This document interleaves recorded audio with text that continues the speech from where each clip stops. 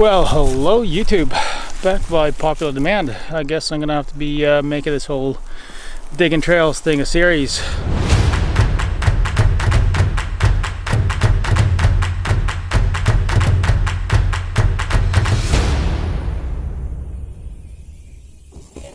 If I by some miracle inspire you to pick up a shovel, please don't go digging up nature reserves. It's just an asshole move and it's not cool for anybody.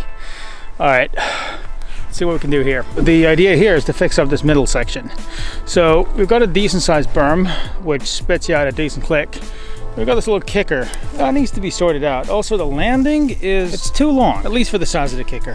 What ends up happening is that instead of landing into that hole over there, you land kind of right smack on top of this tabletop, which is really bad. Two reasons. One, because when it's slippery, tires tend to wash out over here. It's a little bit off camber.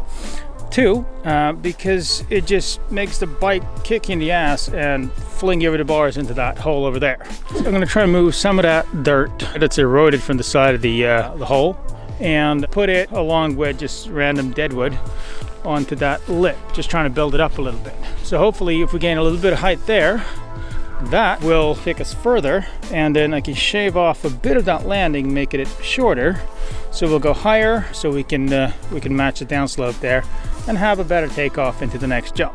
Also, this is a bit of an ongoing project, so whatever dumb ideas I get around here, they're pretty much subject to change. Alright, let's get the build laps going. Trail building is pretty hard work, especially if you do it by hand. But when you finish off a feature, you get that overwhelming sense of pride, and if you put in that extra effort to not only make it rideable, but to make it look clean, there's some extra pride in that too. Trail building is also incredibly time consuming. With a full-time job and a family, I get an hour here and there to come out and dig, but that takes away from the actual riding. It's a bit of a balancing act, but at the end of the day, trails aren't going to build themselves, and these trails have barely had any love in like a half decade. This is also a very iterative process. You get an idea, you build it, you see if it works. It rarely works first go, and in the meantime, 7 more ideas spring up. You change the shape, the size, the placement of the feature, and the process starts all over again. Then, right in the middle of it all, you realize you have a drainage problem somewhere. You'll see what I mean later on in the video.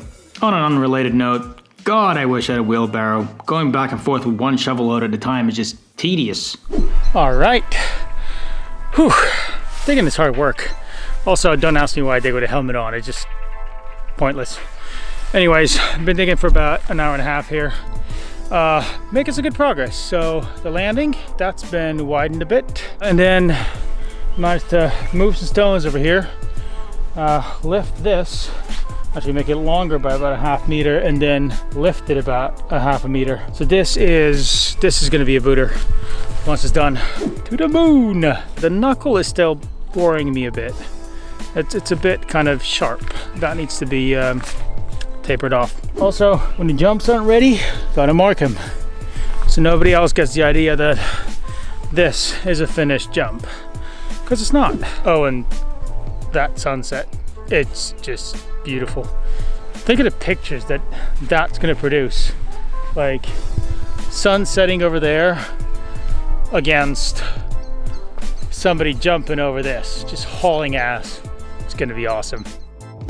All right, it is day 2 of the dig. I don't have my bike with me right now. I just figured I'm gonna dig a little bit. So today's mission, that needs to get a little wider. And then there's this thing. I'm gonna try and line the side of that lip with a few of those poles, just to give the dirt a little bit more support.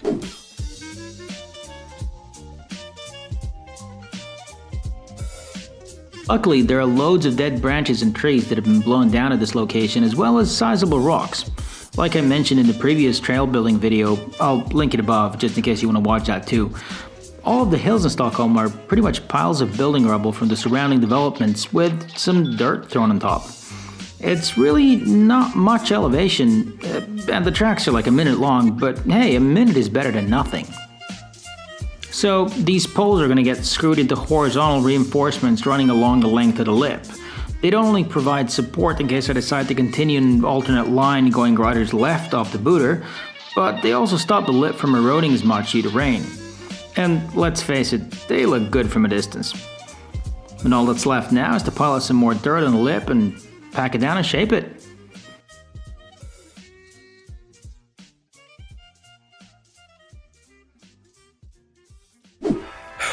This weather is just—it's great for digging. It's horrible for riding, and I mean this stuff is clay, so it's literally Bambi on ice when you ride it and in wet. But awesome weather to dig in.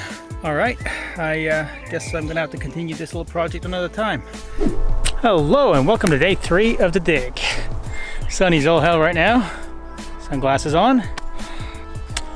It's gotten pretty warm, so the dirt's drying out a little bit. Hopefully this is gonna help it just pack a little better. The dirt's still quite pasty, so I'm not sure. I mean, I wouldn't be sending it right now, but maybe towards the end of the day I can actually try this little contraption that I built here.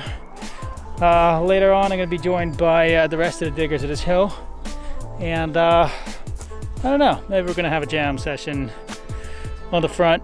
We'll see. They've been doing quite a bit of work on the front as well. Also, I got a new shovel.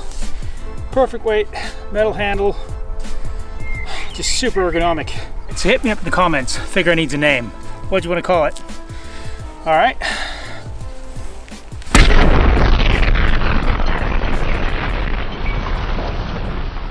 Let's get to digging.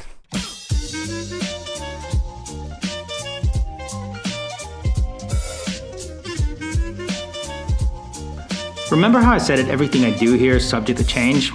Well, I soon came to the conclusion that not everyone thinks that jumping is the bee's knees. I mean, they should, but they don't. So a little redesign of my original idea was in order. This feature needs a beeline so that lesser experienced riders can still enjoy the trail. And I figured the best place for it was right as right, between the booter and the hill, so I started clearing some dirt from there.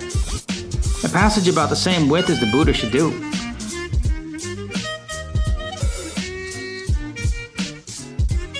And then my reinforcements came, just in time too, because moving all that dirt on my own would have taken the rest of the day.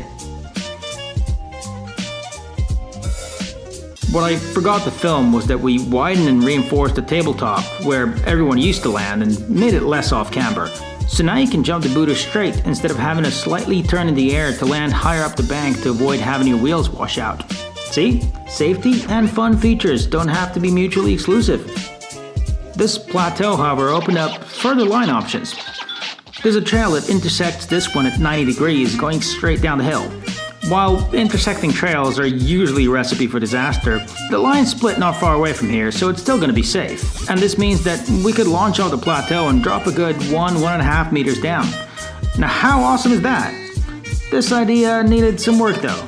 We figured that the plateau needed further reinforcing where we're going to be launching off it, so we dug in this piece of plywood and packed dirt on top of it. Now it all just needs to dry up, and she's good enough to send.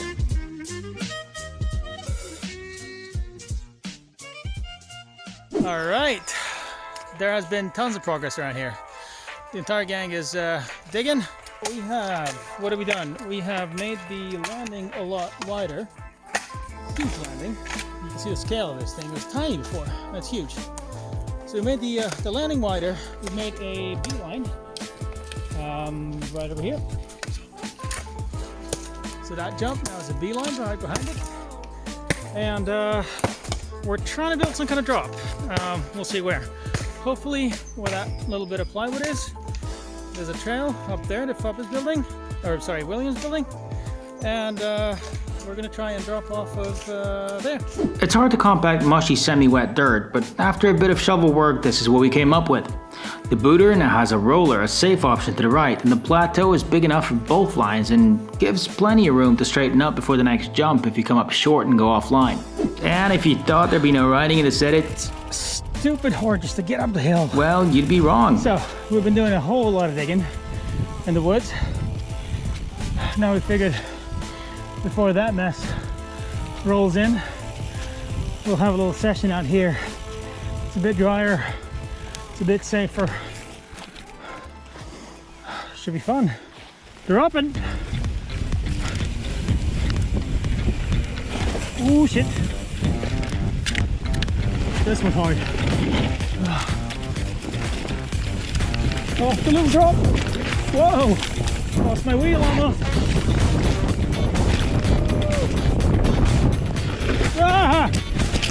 Ah! Holy crap, how did I survive that? Woo! Fucking slip and slide. Alright, there's a little train here.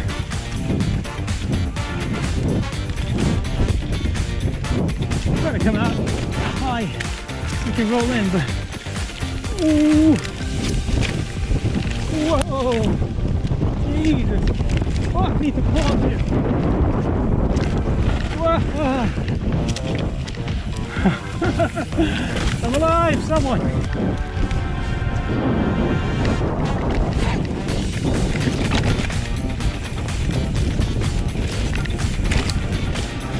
Woo! Oh. Så jävla bra. So, regardless how much shoveling we do, more seems to be needed just to bring these trails back to their former state and make them safe enough for everyone to ride. So the series continues. If you enjoy this edit, do me a favor, hit that subscribe button and the notification bell so you don't miss any future videos. Now go out, maintain your trails, and keep it rubber side down. And I'll see you next time.